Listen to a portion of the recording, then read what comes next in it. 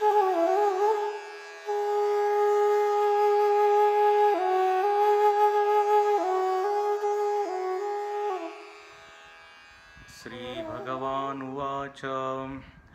अहमेवासमेवाग्रे नान्यद्यत्सदसत्परं पश्चादहं यदेतच्च यो वशिष्येत सोऽस्म्यहम् ऋतेऽर्थं यत्प्रतीयेत न प्रतीयेत चात्मनि तद्विद्यादात्मनो मायां यथा भासो यथा तमः यथा भासो यथा तमः। पहले श्लोक में ब्रह्म स्वरूप का वर्णन करने के पश्चात दूसरे श्लोक में माया का निरूपण हुआ है। पिछले दो प्रवचनों में हम लोग माया के ऊपर चर्चा कर रहे हैं। माया को तीन दृष्टि से देखा जाता है।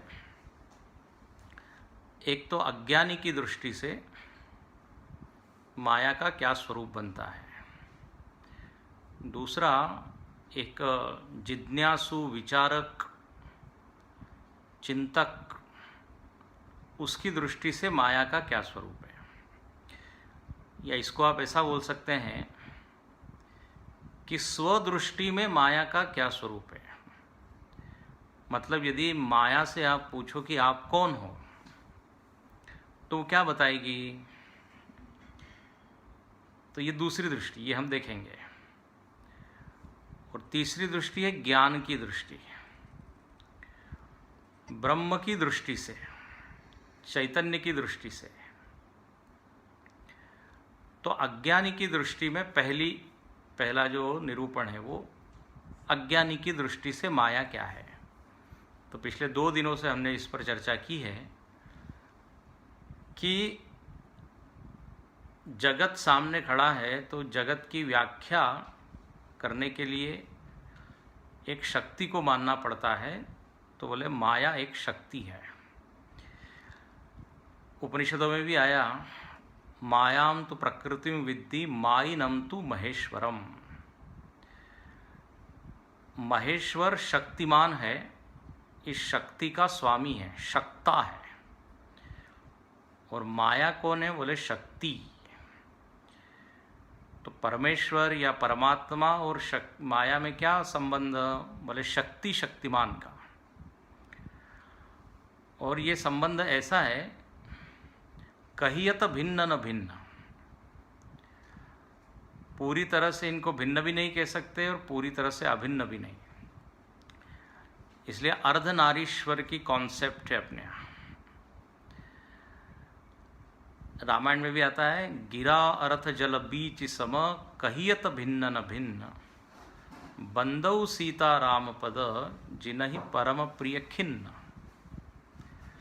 बोले सीताराम जी कैसे हैं, तो कहते हैं जैसे वाणी और अर्थ, शब्द और अर्थ दोनों में देखिए कैसा संबंध है। शब्द बोलते ही अर्थ का स्फुरण होता है, बिल्कुल ये भिन्न नहीं है, जुड़े हुए हैं। तो भिन्ना भिन्न संबंध है, भेदा भेद संबंध है। दूसरा उदाहरण दिया जल बीच सम, पानी और पानी की लहर। अब ये दोनों अलग है कि एक है, बोले कहियत भिन्न न भिन्न। लगते दोनों भिन्न है लेकिन अभिन्न है। तो शक्ति और शक्तिमान में बिल्कुल ऐसा ही संबंध है। शक्ति देखिए स्वतंत्र रूप से रह नहीं सकती, शक्ति का कोई ना कोई स्वामी होता है, शक्ति का कोई ना कोई संचालक होता है, शक्ति का कोई ना कोई उपयोग करने वाला होता है। स्वतंत्र में शक्ति नहीं रहती। बोलने की शक्ति ऐसे है तो मैं उस शक्ति को यूज कर रहा हूं, उपयोग कर रहा हूं, तो वो शक्तिमान हुआ। तो प्रायः हम लोग माया और ब्रह्म, माया और परमात्मा, इनको इसी रूप में देखते हैं। कि माया शक्ति के द्वारा परमात्मा ने ये पूरी सृष्टि बनाई। माया शब्द का अर्थ ही होता है मीयते अनया, मा धातु से बनता है, जिसके द्वारा पूरा जगत नाप लिया गया हो उसको तो माया। जगत माया के बाहर नहीं है। त्रिभिर्गुणमयी भावई एभी सर्वमिदं जगत मोहितम नाभिजानाति मामेभ्य परम अव्ययम। बोले पूरा जगत न तदस्ति पृथिव्यां वा दिवि देवेषु वा पुनः सत्वं प्रकृति जैर्मुक्तम यदेभित् स्यात् त्रिभिर्गुणैः। इस पृथ्वी लोक में, ध्रुवलोक में, स्वर्गलोक में ऐसा कुछ भी नहीं है जो त्रिगुणों से क्या हो, मुक्त हो। तो ऐसी यह माया व्यापक है। इसने पूरे जगत को मानो कि क्या कर लिया, नाप लिया। और इस माया ने क्या क्या बना दिया है, अद्भुत है। इसलिए लिखा है अद्भुता। माया के लिए लिखा अगठित घटना पटीयसी। माया अगठित घटना, जो संभव दिखती नहीं है वो असंभव चीज संभव सी कर देती है। वो जगत में भी ऐसा कई बार हम लोग बोलते हैं ना, अरे उसने ऐसा कर दिया, हमने तो कभी सोचा नहीं था वो ऐसा कर सकता है। घटना भी कोई घटती है, अरे ये कैसे हो गया। ये अघटित घटना पटीयसी। पटीयसी मतलब चतुर है, बहुत कुशल है। जो घटित होता हुआ नहीं दिखता उसको वो घटित कर देती है। देखिए इस ब्रह्मांड को ही देखे तो कैसे ये ग्रह नक्षत्र सब चक्कर लगा रहे हैं, कैसे एक उन्होंने डिस्टेंस मेंटेन किया हुआ है। आजकल तो एक खूब शब्द चला हुआ है सोशल डिस्टेंसिंग। तो देखो ये ग्रह अपनी अपनी धुरी पे घूम रहे हैं। देखो हम लोग कोई मोटर चलाते हैं तो इलेक्ट्रिसिटी होती है। अब ये पृथ्वी कैसे घूम रही है बिना मोटर के। सूर्य जो है कैसे प्रकाश दे रहा है बिना बिजली के। पानी जो है कैसे ऊपर जा रहा है, कितने सारे नियम लग के बादल बनते हैं। Law of evaporation, law of condensation. और वो पानी वहीं ऊपर टिका रहता है बहुत महीनों तक, फिर समय आने पर नीचे बरसता है। अद्भुत है। खम्भ बिनु आकाश रे, बिना खंबे के आकाश है। तो ऐसी ये माया शक्ति ने अद्भुत चीजें बनाई है। इसलिए कहते हैं माया को नमस्कार, इस शक्ति को नमस्कार। और जो इस शक्ति की आराधना करता है, ध्यान रखना, उसको भी वह शक्ति मिल जाती है।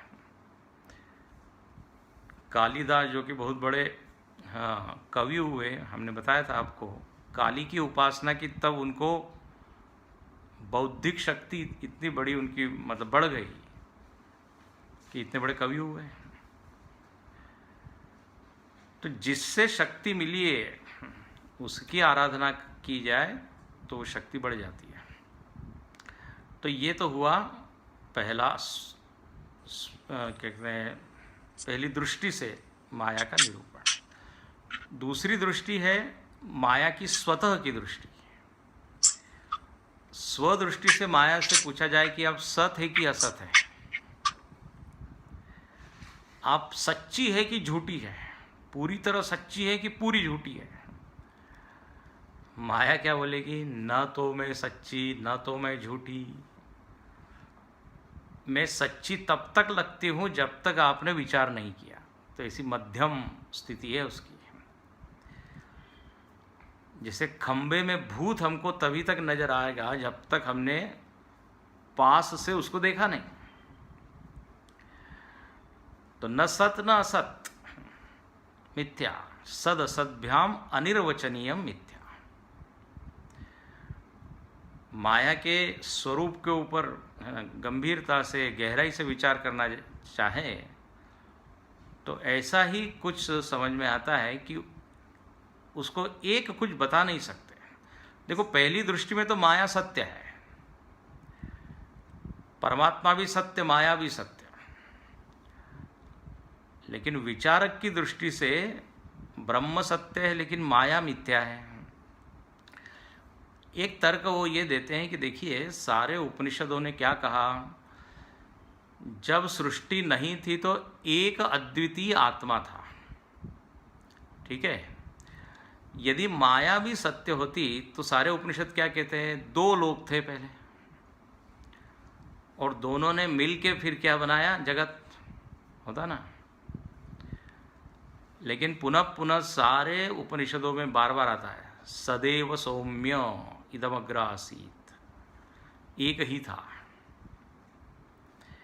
इसलिए कहते हैं हाँ, माया के निरूपण के लिए जरूरत तो है उसकी, लेकिन वह सही नहीं है। जगत के निरूपण के लिए माया की जरूरत तो है, लेकिन वो सही नहीं है। ये कुछ ऐसा ही है जैसे